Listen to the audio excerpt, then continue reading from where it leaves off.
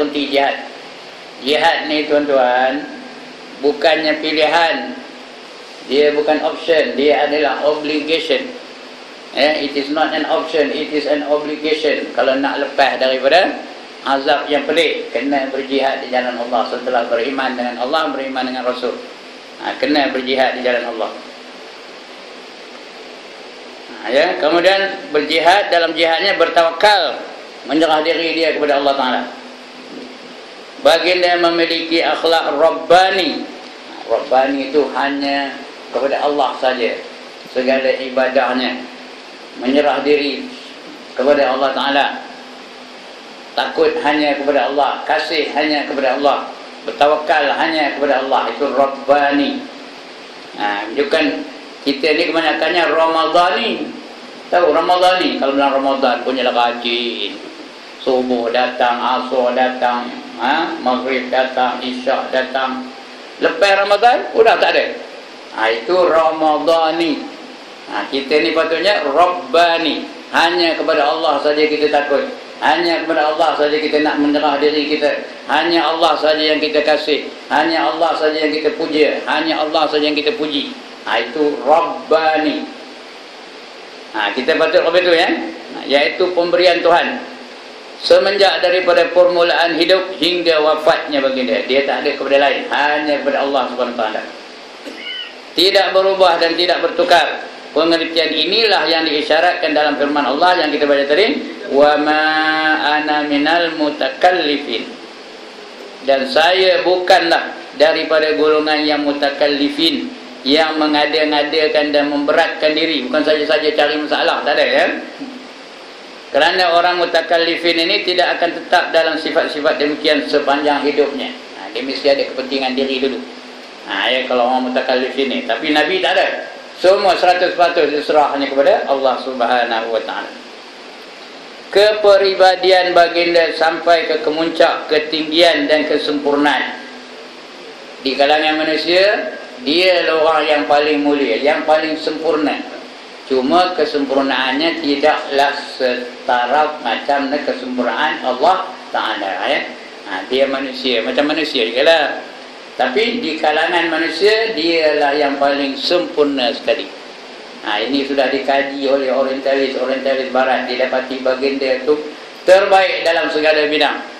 Dia guru yang terbaik, dia bapa yang terbaik, dia pemimpin yang terbaik, dia suami yang terbaik, dia pendakwah yang terbaik, dia memiliki akhlak yang terbaik sehingga dipuji oleh Allah Ta'ala. Wa innaka la ala khuluqin azim, kata Allah ini dia Nabi Muhammad, orang yang terbaik. Sifat-sifat demikian sepanjang hidupnya. Kepribadian baginda sampai kepada kemuncak ketinggian dan kesempurnaan. Tapi tidak sampai sempurna macam sempurnanya Allah Ta'ala yang tidak ada pada yang lain.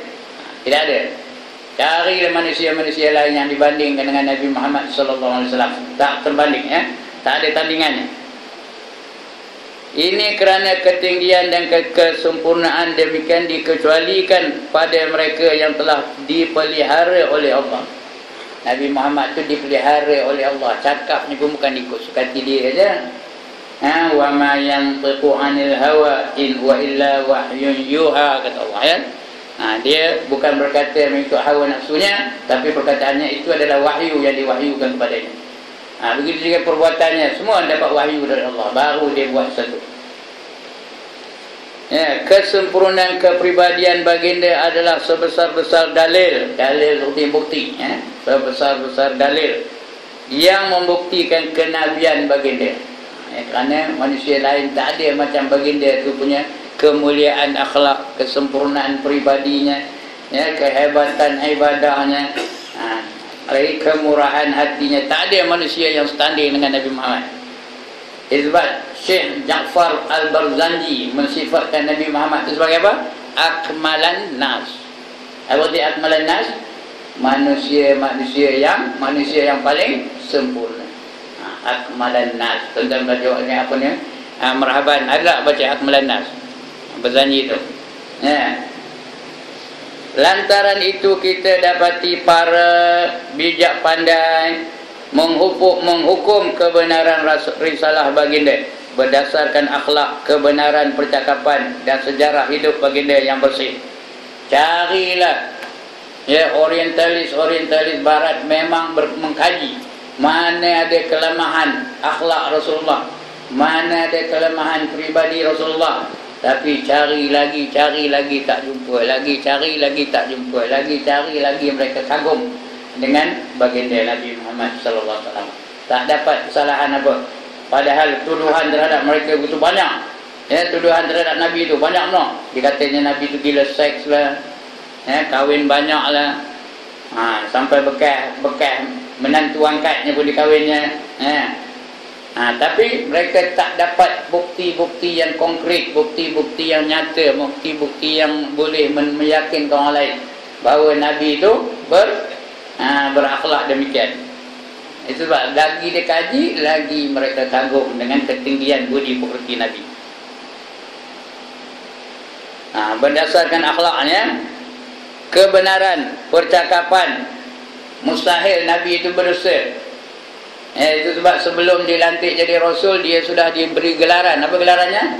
Al-Amin. Al-Amin itu bukan orang Islam bagi gelarannya. Ya, kafir Quraisy tu.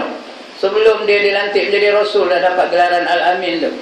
Menandakan ketinggian budi pekerti Nabi SAW. Perhatikan kepada Sayyidatina Khadijah radhiyallahu anha ketika mengetahui bahawa baginda benar dan beramanah. Tatkala baginda memberitahu kepadanya tentang penerimaan wahyu, sesungguhnya aku takut berlaku sesuatu terhadap diriku. Khadijah menjawab, janganlah begitu. Khadijah tak pula nengkin-nengkin. Kalau kita udah gila ke mana kena, dia balik-balik menggeletuk, menggeletuk jumpa dengan Khadijah. Suruh selimutkan aku, ayah Khadijah. Ya, kalau kita tiba-tiba kopi tu suami kita macam kalau orang bawa balik cerai. Macam tiba-tiba kopi tu macam selimutkan macam. Mula dah tengok abang nak kena ya, bagi dia. Nak kita nyambutannya. Tapi Khadijah tetap yakin dengan kebenaran Nabi Muhammad. Terus apa katanya? Janganlah begitu, demi Allah, Allah sekali-kali tidak menghinakan engkau. Sesungguhnya engkau menghubungkan silaturahim, membela yang lemah, melahirkan yang belum ada, menghormati tetamu, dan sanggup menghadapi ujian kebenaran. Inilah patut kita contoh, ya.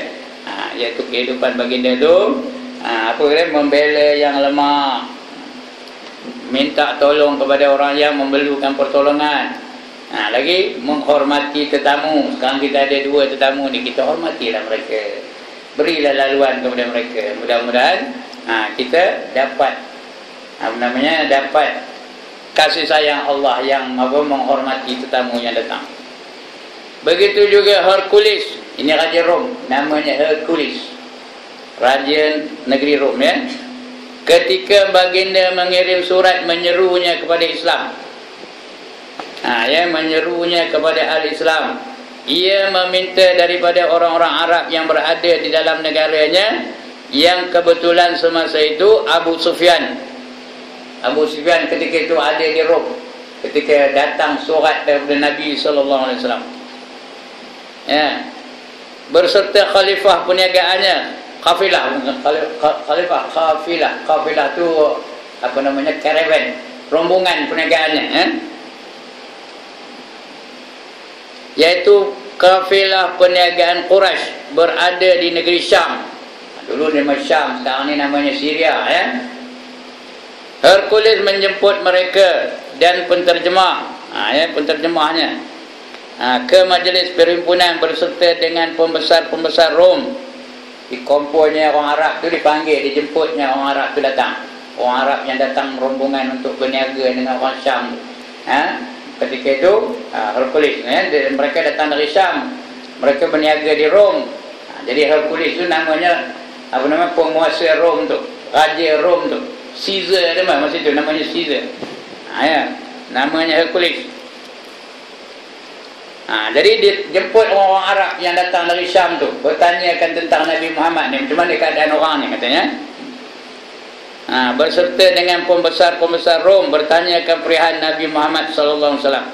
Setelah mendengar penerangan dari mereka, ia mendapat kepastian bahawa apa yang diceritakan tentang akhlak dan kepribadian baginda adalah membuktikan kebenaran agama yang dibawanya, dan baginda adalah Nabi yang diutus. Sudah ditanya, tanya jawab, akhirnya yakinlah dia bahawa ajaran Nabi Muhammad itu adalah ajaran yang benar. Yang dikatakan itu adalah ajaran yang sebenarnya berlaku kepada nabi-nabi sebelumnya. Kami rasa berfaedah kalau kami paparkan di batas ni, di sini dialog yang berlaku antara Hercules dengan Abu Sufyan, sebagaimana yang dinukilkan oleh Imam Al-Bukhari di dalam sahihnya. Jadi ini hadis sahih daripada Al-Bukhari, kerana dialog ini mengandungi pengajaran, pedoman dan bukti-bukti bahawa baginda Rasulullah sallallahu alaihi wasallam dikurniakan hujah-hujah yang tepat dan tanda-tanda yang membuktikan kebenaran dakwah baginda, keistimewaan kepribadian baginda. Apatah lagi baginda dibantu dengan mukjizat-mukjizat Al-Quran dan mukjizat-mukjizat lain yang amat jelas. Mukjizatnya berarti tuan-tuan, perkara yang luar biasa yang Allah anugerahkan kepada rasul-rasul, itu namanya mukjizat. Yang luar biasa ada 5 tuan-tuan. Kalau kepada rasul-rasul dipanggil mukjizat. Kalau kepada manusia yang belum dilantik menjadi rasul, sudah ada belum ada keistimewaan bagi dia, itu namanya irhas namanya. Kalau kepada wali-wali macam Sayyidina Umar, itu namanya karamah. Kalau kepada wali-wali itu namanya karamah, luar biasa juga. Seperti kepada Sayyidina Umar atau karamah, kalau kepada orang-orang soleh, orang-orang macam kita ni lah, yang tak tinggal semayang belakangnya, itu namanya ma'unah. Kalau kepada orang kafir dan orang derhaka, orang kafir, orang munafik, orang fasik, orang zalim, ada juga benda luar biasa, itu namanya istidraj. 5 mukjizat, irhas, karamah, ma'unah dan istidraj. Kepada Nabi namanya, atau kepada Rasul namanya mukjizat. Banyak mukjizat, tapi mukjizat yang paling besar, yang paling tinggi nilainya ialah Al-Quranul Karim. Sehingga sekarang ni ada lagi mukjizat Al-Quranul Karim, itu mukjizat yang paling besar. Dan juga mukjizat-mukjizat yang lain yang amat jelas. Imam Bukhari menceritakan Abu Sufyan dan kumpulan peniaga Arab Quraisy telah mengunjungi Syam dalam masa berlaku peristiwa perdamaian Hudaibiyah. Itu perjanjian yang pertama, perjanjian Hudaibiyah. Hudaibiyah itu satu bandar dekat dengan Mekah, Siapa pergi Mekah, dia juga pergilah Hudaibiyah, salah satu daripada miqat nak pergi haji tu. Mereka dijemput oleh Hercules. Hercules ni Maharaja Rom tadi, dia setara pula dengan Julius Caesar, dengan lain-lain tu, yang berada di Ilya ni di Baitul Maqdis. Hari ini namanya Baitul Maqdis. Dulu dipanggil Ilya pada ketika itu. Yang di bawah kekuasaan siapa sekarang ni? Kekuasaan Yahudi, di bawah pemerintahan Benjamin Netanyahu sekarang. Begitulah mereka menindas umat Islam hari ini, sampai nak semayang pun tak bagi ni hari ini, tahu. Diskat, tak boleh masuk dalam Baitul Maqdis. Dalam masjid tak boleh masuk, nak semayang di luar je. Dijaga dengan senapang, dengan rifle, dengan apa luar. Tak boleh semayang di situ. Sekarang ni, hari ini, malam, esok pun, itu Baitul Maqdis. Padahal Baitul Maqdis itu masjid yang ketiga besarnya dalam Islam, itu Ilya. Dalam satu majlis perhimpunan yang dihadiri oleh pembesar-pembesar Rom, apa dia? Dan juga penterjemah, ada penterjemahnya. Mereka cakap Arab lah, jadi diterjemahkan cakap Arab kepada mereka, Tanya Hercules, siapakah di antara kamu yang paling hampir keturunan dengan Muhammad? Ya, keturunan ni dia puak ya. Macam orang Melayu juga. Ada Banjo, ada Jawa, ada Rawa, ada Mendeling, ada apa? Itu puak. Macam orang Cina pun ada juga. Ada Cantonese, ada Mandarin, ada Hokku, ada Hokkien, ada Hailam, ada Hainan. India pun macam itu juga. Ada Hindi, ada Tamil, ada Malayalam, ada Malabari, lagi apa? Apa lagi? Itu namanya puak Siapa keturunan yang paling hampir dengan Muhammad? Jawab Abu Sufyan, saya lah yang paling hampir. Kerana dia daripada Quraisy. Muhammad pun daripada Quraisy. Hercules menyuruh Abu Sufyan mendekatinya. Mari sini, dekat dengan aku, kata Hercules. Dan menyuruh rombongan Quraisy berada di kalangan Abu Sufyan. Berkata Hercules kepada penterjemah, aku akan tanya dia mengenai Muhammad. Jika ia berdusta, maka kamu semua janganlah percaya kepadanya. Kalau dia nipu, aku tahu dia nipu. Dan kamu tak payah percaya kepada dia. Ketika itu Abu Sufyan bersungut. Abu Sufyan masa itu belum Islam lagi tau. Dia belum Islam lagi. Dia hanya Islam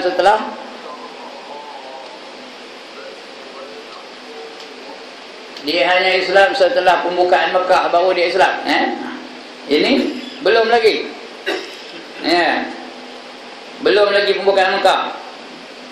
Jadi dia bertanya kepada Abu Sufyan.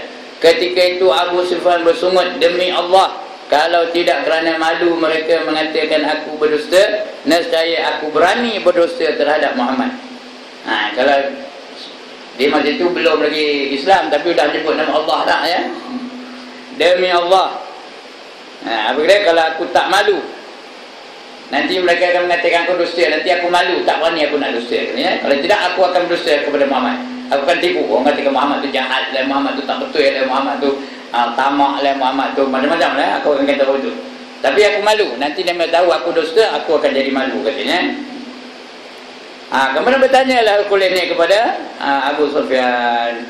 Pertanyaan pertama mengenai Muhammad ialah, tanya Hercules, bagaimana keturunan Muhammad di kalangan kamu? Macam mana keturunannya di kalangan kamu? Jawab Abu Sufyan, keturunannya mulia. Kerana di antara orang yang paling mulia di Mekah itu orang-orang Quraisy. Puak yang paling mulia di Mekah ialah orang Quraisy. Dan Nabi Muhammad keturunan Quraisy. Kemudian dia cucu kepada Abdul Muttalib. Abdul Muttalib ni ketua kaum Quraisy dulu. Sebelum Nabi Muhammad dilantik menjadi Rasul lagi dah. Abdul Muttalib tu menjadi ketua bagi kaum Quraisy. Jadi mereka tu disanjung oleh orang Arab situ. Dikira paling mulia dah dong. Tanya Hercules lagi, pernahkah dahulu salah seorang daripada kamu menyeru seperti seruan Muhammad? Ada tak orang sebelum Muhammad menyeru serupa aja seruannya macam dulu? Macam yang diseru oleh Muhammad. Apa seruan Nabi?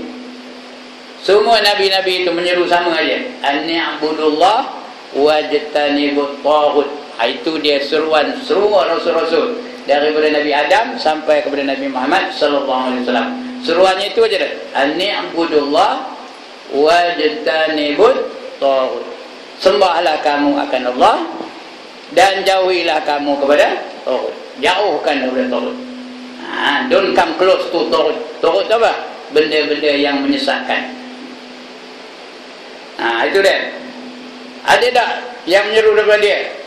Macam di antara kamu yang menyeru serupa dengan Nabi Muhammad? Jawab Abu Sufyan, tak ada. Dia kata, malahan kami menyembah patung, menyembah berhala. Itu rasul-rasul dulu tu mereka pun tak tahu. Tidak pernah ada, kata Abu Sufyan. Tanya lagi Hercules, adakah datuk neneknya daripada golongan raja? Adakah datuk Muhammad tu raja, neneknya raja, pak saudaranya raja, opahnya raja? Ada tak? Tak ada juga jawabnya. Tidak, kata Abu Sufyan. Jawab Abu Sufyan, tidak. Tanya lagi Hercules, pengikut-pengikut Nabi Muhammad terdiri daripada golongan yang kuat atau golongan yang lemah? Yang ikut Nabi tu lemah ke kuat? Jawab Abu Sufyan, pengikut-pengikutnya terdiri dari golongan yang lemah. Daripada golongan hamba, golongan orang miskin, golongan orang yang dihina. Tak ada yang kaya-kaya, tak ada yang kuat-kuat, tak ada yang berpengaruh-pengaruh pada ketika itu. Mula-mula Itu sebab bada'al Islamu ghariban, kata Nabi ya. Islam itu bermula dengan dagang. Orang yang kena cemuk-cemuk aja yang menerima Islam pada awal-awal datang Islam tu. Ya. Dan berakhir juga dengan dagang. Sekarang ni dah kembali dagang dah. Islam bermula dengan dagang dan kembali menjadi dagang. Hari ini bila kita nak amalkan Islam, udah macam orang asing. Ya, udah macam orang ganji aja. Itu zaman Nabi pun bermula dari orang itu. Sekarang ni macam itu juga. Pengikut-pengikut Nabi Muhammad terdiri daripada golongan yang kuat atau golongan yang lemah? Jawab Abu Sufyan, pengikut-pengikutnya terdiri daripada golongan yang lemah. Ya. Bilal tu apa? Hamba. Ya. Kemudian pedagang adalah Abdul Rahman bin Auf, adalah seorang yang kaya. Itu pun lepas itu lama lepas itu baru kaya. Mula-mula Islam tak ada dia kaya ya. Kemudian tanya Hercules lagi, pengikut-pengikutnya makin hari makin bertambah banyak atau makin hari makin kurang? Tanya lagi. Jawab Abu Sufyan, makin bertambah banyak, makin lama makin banyak, makin lama makin banyak, makin lama makin banyak. Itu sebab akhirnya ada gerakan, ada keputusan untuk membunuh Nabi. Mengapa? Mengapa? Mereka takut dengan pengaruhan Islam pada ketika itu. Makin lama makin ramai, makin lama makin ramai. Berbagai-bagai teknik, berbagai-bagai taktik dikerjakan oleh mereka untuk menghapuskan kemarahan Islam. Di pulau mereka 2 tahun lamanya. Mula-mula dihina aja. Lepas itu di pulau tidak berinteraksi dengan orang Islam. Berniaga tak boleh, beli barang tak boleh, jual barang siapa tak nak, kahwin tak boleh. 2 tahun lamanya. Lepas itu diseksa, ditangkap Bilal, diikat kaki tangan tu, dihentak dada tu dengan batu. Kemudian disuruh mengaku bukan Allah tu Tuhan, suruh mengaku patung tu adalah Tuhan. Tapi apa jawab Bilal? Tetap dia mempertahankan imannya. Apa jawab dia? Ahadun, ahadun, ahadun, kata Bilal ya. Artinya Allah yang esa, Allah yang esa, yang esa, yang esa. Itu dia. Lepas itu tukar taktik lain tak? Digunakan digunakan rasuah pula. Datang rombongan daripada kaum Quraisy berjumpa dengan Nabi. Diketuai oleh Uqbah bin Rabi'ah, menawarkan kepada Nabi kekayaan. Kamu nak apa Muhammad? Kata dia. Apa rombongan tu? Kamu nak mah, kami akan longgokkan mah di hadapan kamu ni setinggi bukit Uhud. Diam, Nabi tak jawab. Tak cukup ya? Tak apa, kami up lagi tawaran kami ni. Kami bagi kamu pangkat. Kami bagi kamu pangkat Rais Darun Nadwah, pengurusi Parlimen Makkah. Nak tak kena? Pengurusi Parlimen tu Perdana Menteri lah. Siapa tak nak jadi Perdana Menteri kan? Buat da'ah aja. Jadi jawatan kuasa masjid tumbuk tahan, pula jadi Perdana Menteri. Diam, Nabi Muhammad tak jawab. Tak cukup macam tu, tawaran hebat ni, tak cukup lagi kata dia. Tak apalah, kami up lagi tawaran. Kamu nak perempuan, kami akan pilih berapa banyak kamu nak. Nak 2, nak 4, nak 5, nak 10, kami akan bagi perempuan-perempuan berapa banyak yang kamu nak. Ini lagi hebat tawaran tu. Kita boleh lah nolak, boleh ngapa orang tak nak. Kenapa boleh ngapa orang tak nak? Sebab tak ada siapa yang siur pun. Itu kalau kita aku tak nak. Cuba kalau ada seorang datang, lengguk, kelama ke dekat, ya. Udah dekat tu dia senyum tu. Abang Imam, kata macam tu Imam kita ni. Pelantin serbannya. Ini kita ni siapa tak siur, boleh cakap. Apa jawab Nabi? Kalau matahari kamu sembahkan di sebelah kananku dan bulan kamu sembahkan di kiriku, aku tetap akan meneruskan perjuangan aku sehingga aku menang atau sehingga aku mati. Balik saja rombongan yang nak merasuah Nabi itu. Kemudian datang lagi, mereka dapat idea baru. Mari kita ajak dia berkompromi. Tahu kompromi? Dia daripada bahasa Inggeris itu compromise. Dia jumpa dengan Nabi Muhammad, tak usahlah kita bergaduh, tak usahlah kita berkelahi, tak usahlah kita macam-macam muka. Mari kita bersatu padu. Saya ada cadangan, kata rombongan tu. Hari ini kami semua menyembah Tuhan kamu. Esok kamu pula menyembah Tuhan kamu. Lusa kami menyembah Tuhan kamu. Tulat kamu menyembah Tuhan kami. Tonggin apa? Kami menyembah Tuhan kamu. Begitulah alternate days. Diam, Nabi tak jawab. Kenapa? Kerana tawaran itu agak mendesabar. Tak jawab Nabi. Sehinggalah turun wahyu. Apa wahyunya? Surah Al-Kafirun. Qul ya ayyuhal kafirun la a'budu ma ta'budun wala antum a'biduna ma a'bud wala ana 'abidum ma 'abadtum wala antum 'abiduna ma a'bud. Ujungnya lakum dinukum waliyadin. Katakan wahai orang-orang kafir, kata Nabi Muhammad, ngabur orang kafir. Katakan wahai orang-orang kafir, aku tidak sekali-kali menyembah apa yang kamu sembah, dan kamu pun takkan menyembah apa yang aku sembah. Dua kali tu berulang ya. Wala ana 'abidum ma 'abadtum wala antum 'abiduna ma a'bud. Dua kali tu. Di ujung tu baru lakum dinukum waliyadin. Kamu agama kamu, aku agama aku. Balik saja juga dia tak terpakai. Betul Muhammad ni tak mau dicari di pujuk pun, tak mau dirasuah pun, tak mau dihubut pun, tak mau. Akhirnya mengambil keputusan nak bunuh Nabi. Maka Allah merancang, mereka pun merancang, tapi perancangan siapa yang lebih baik? Perancangan Allah yang lebih baik ya. Mereka merancang, Allah pun merancang, tapi Allah yang lebih baik perancangannya. Wa makaru wa makarallah wallahu khairul makirin. Mereka merancang, Allah pun merancang, maka Allah lah yang lebih baik perancang. Jadi Allah wahyu kepada Nabi Muhammad bahawa ada rancangan untuk membunuh baginda. Maka baginda pun berhijrahlah daripada Mekah pergi ke Madinah.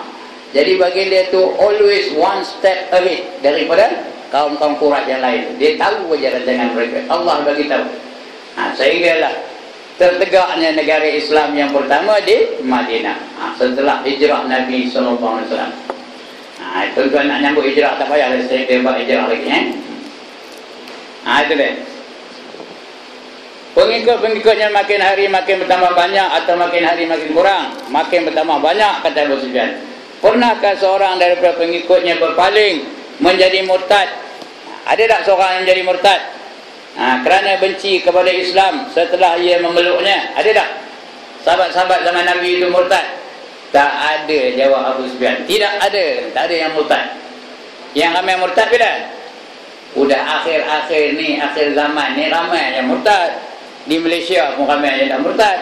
Kata Mufti Perak, yang sudah murtad 250,000 lebih. Tahu berapa banyak? 250,000 lebih. Suku juta, a quarter of a million people in Malaysia sudah jadi murtad. Sudah tukar agama. Kerana nak kahwin dengan Hindu, masuk agama Hindu. Nak kahwin dengan Kristian, masuk Kristian. Itu akhir zaman. Tapi zaman Nabi itu seorang pun tak ada. Pernahkah kamu menuduh ia berdusta sebelum ia membawa agama baru ini? Ada tak kamu mengatakan dia ni ahli dusta, ahli pembohong, ahli penipu sebelum dia membawa Islam? Jawab Abu Sufyan, tak ada. Bahkan kami memanggil dia Al-Amin, orang yang sangat amanah.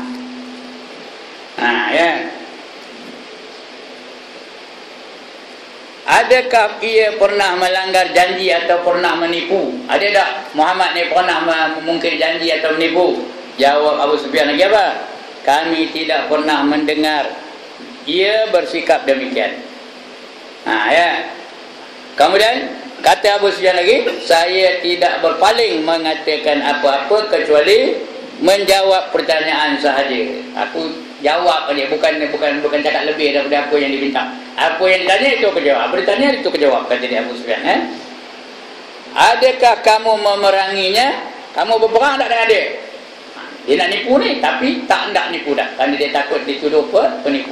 Ya, kata Abu Sufyan, aku memeranginya. Katanya. Kami memeranginya.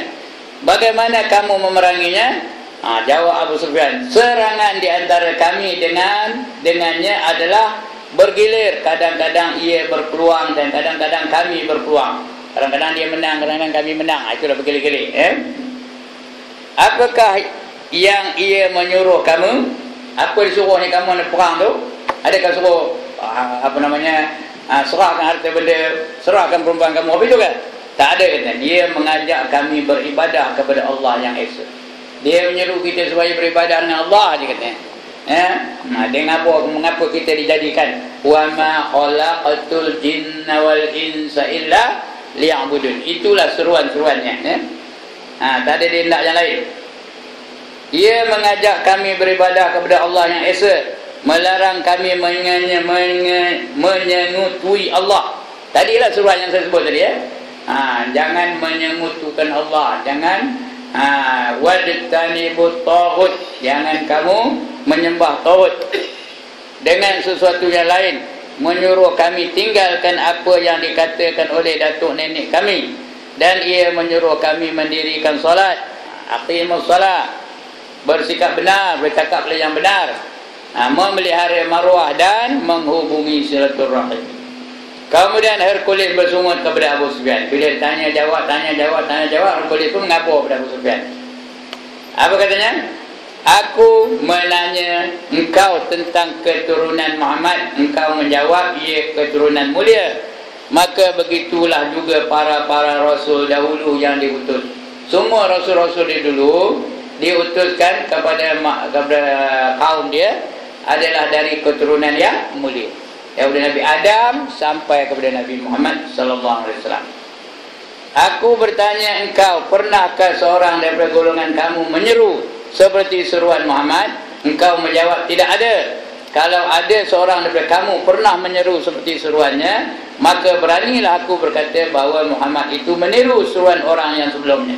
Kalau ada kamu menyeru sebelum itu sama yang apa yang diserukan oleh Muhammad, bermakna aku yakin Muhammad tu bukan original, dia peniru.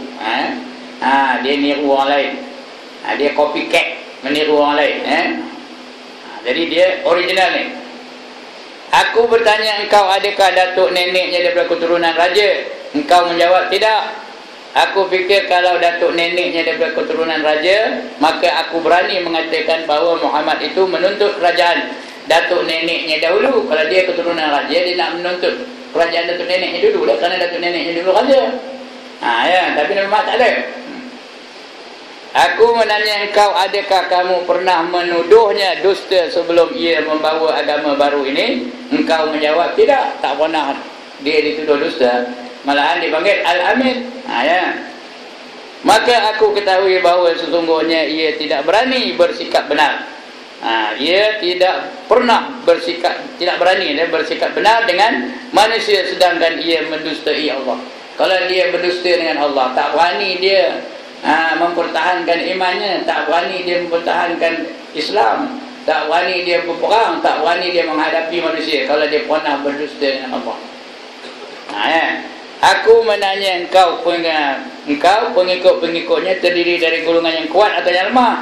Engkau menjawab daripada golongan yang lemah. Maka begitulah juga pengikut-pengikut para rasul dahulu.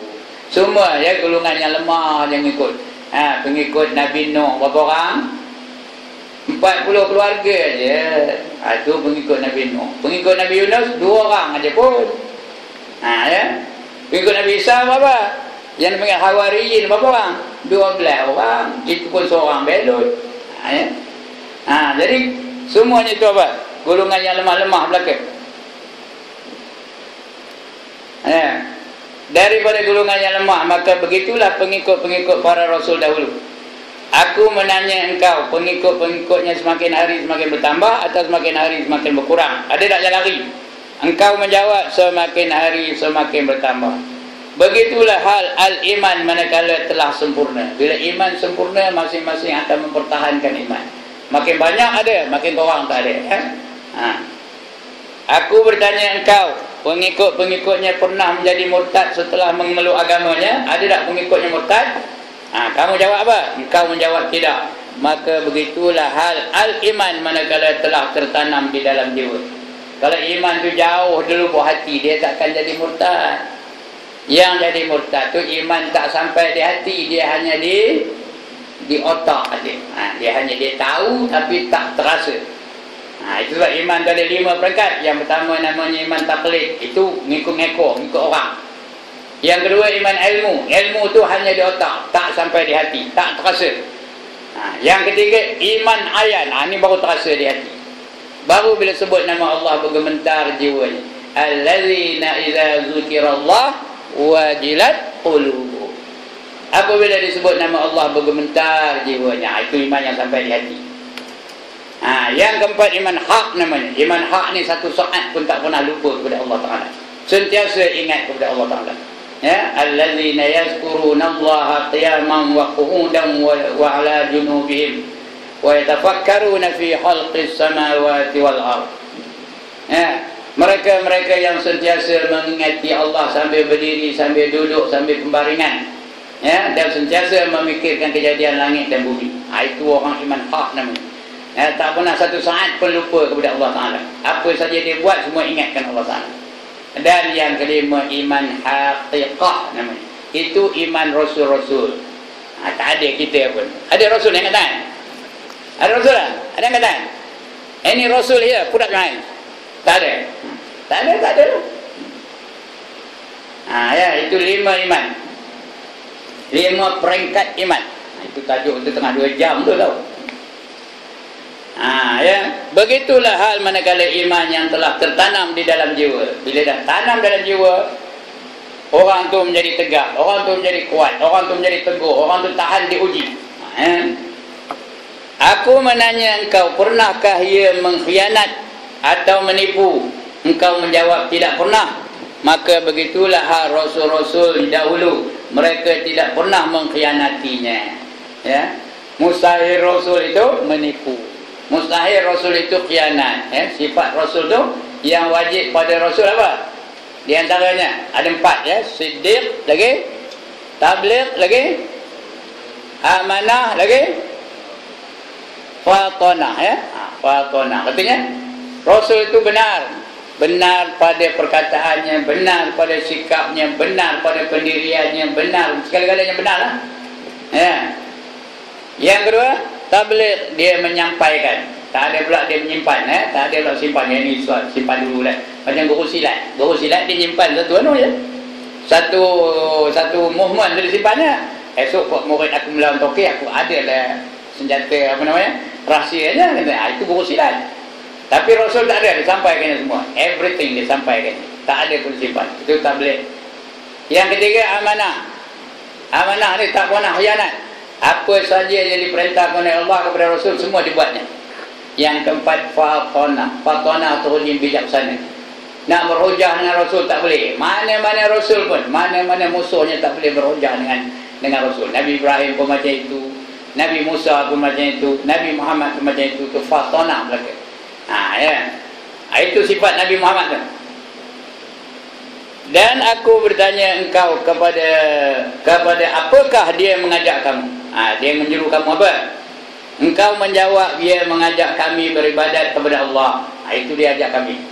Ani'budullah, sembahlah kamu kepada Allah, katanya. Itu aja suruhan dia.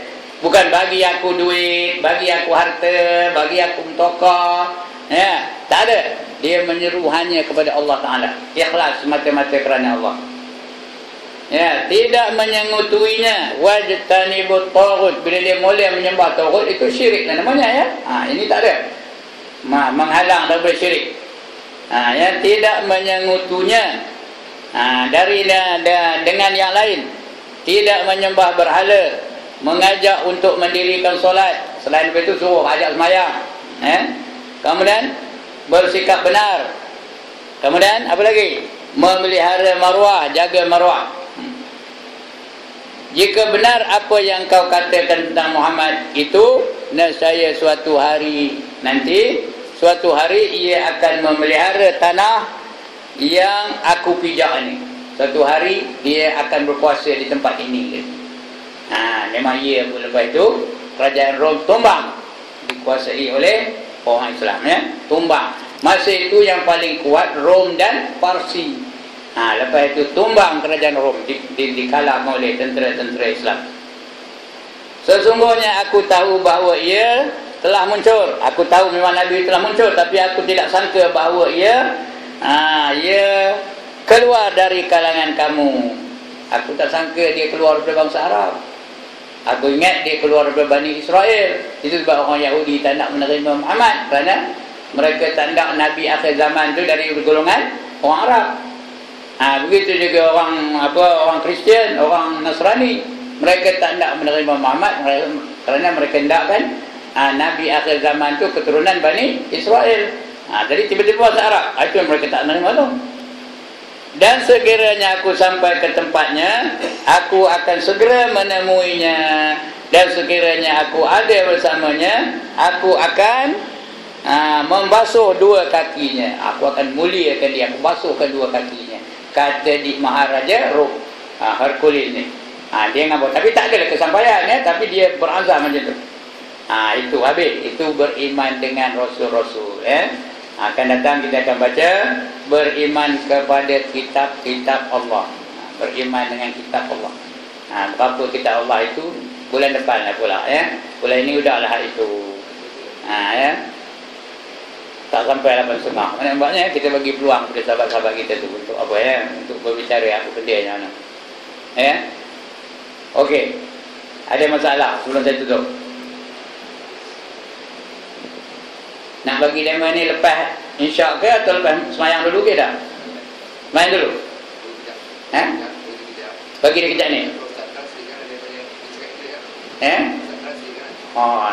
Okay, you come here, you speak in English, I will translate in Bahasa Malaysia. If you speak in Arabic, I cannot translate. I don't speak Arabic. I only speak English. You want him to say, he speaks in Arabic, you speak in... I speak Arabic. Okay, come.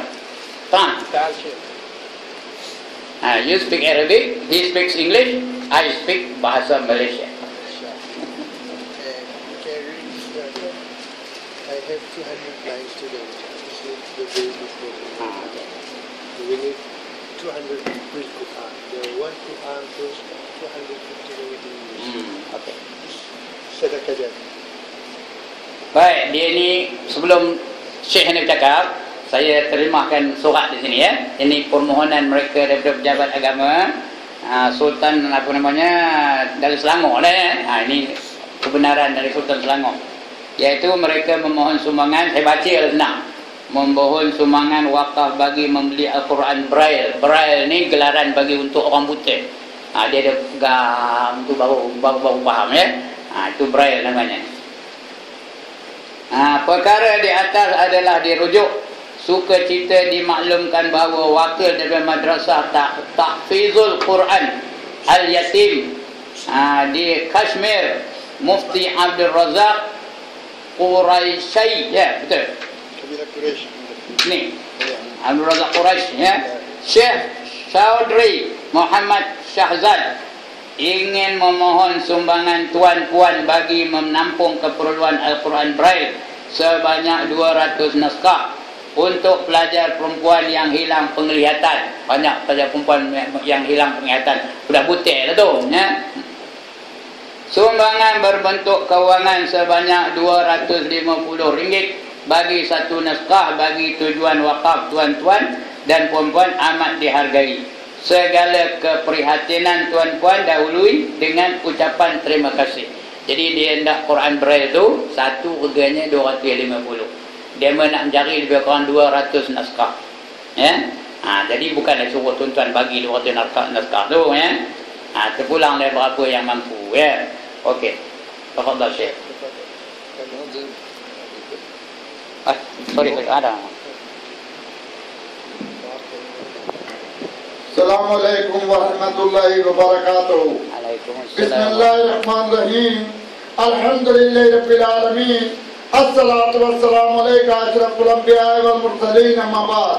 Hadis Nabi qaal قال رسول الله صلى الله عليه وآله وسلم خيركم من تعلم القرآن وعلم صدق نبينا صلى الله عليه وسلم أخوانكم في الله لا إله إلا الله محمد رسول الله صلى الله عليه وآله وسلم هذا مدرسة تحفيظ القرآن الكريم 2500 طلاب من كشمير هذا طعم بابا ماما كلهم ما في أكيل ما في بريل القرآن أنتم أخوان مسلمين صدقة حرات زكاة مال الله وآخر دعوانا والحمد لله جزاكم الله خير. Assalamu alaikum warahmatullahi wabarakatuh. Ya Father Islam. Mufti Abdullah Qureshi wanted to say, I can translation to English. We are coming here one Gurudwar, one charity school, about in Kashmir. And maybe you are seeing the television news. And before 1 month, too much raining, so very big flood. And the whole area affected the flood. And Kashmir is a very mountain place. And we have many problems. And